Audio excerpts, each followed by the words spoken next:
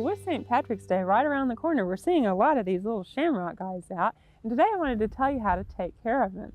Now, shamrocks usually remind us a lot of a clover. The leaves look very similar to clover. However, they're in the oxalis family.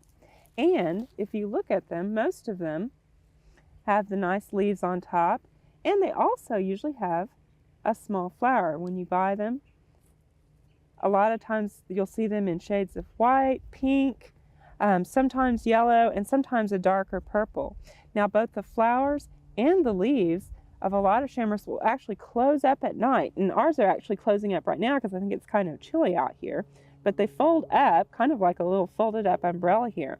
Now, this doesn't mean that they're wilting or anything. They just do this at night and the flowers close up, and then during the day they actually unfold and come back out. So if you see your shamrock at night and it's all folded up, don't worry about it because it actually does this automatically.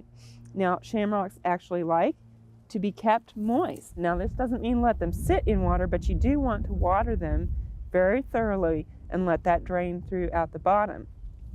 And you want to keep them moist, and you also want to keep them in a bright spot. So if you've got a place that's got some nice bright filtered light, your shamrock will really like that environment a lot. Now, you can feed them about once a month with a very dilute liquid fertilizer. Just put that in the water when you do that, and that will also keep them happy. And they should bloom from anywhere from 6 to 8 weeks. Now, after they've gotten done with their blooming period, they actually go dormant. And I wanted to show you here, shamrocks are actually a little bulb. I've got one that I've knocked out of the pot here. You can actually see it's kind of a little bulb or tuber-like structure here. And the flowers will actually start to fade and the leaves will start to turn yellow and die. Now, this is a normal process. They actually need to do this. So you want to start cutting back on the water when you see that happening and let them go dormant, and the whole top will actually die.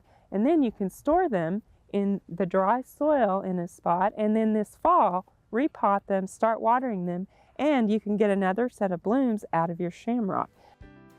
We hope you've enjoyed this classic from the Oklahoma Gardening Vault. Remember, even though these tips and techniques are timeless, there's always something new to learn in the world of gardening. By subscribing to both Oklahoma Gardening and OK Gardening Classics, you'll have access to a wealth of gardening knowledge, both classic and contemporary.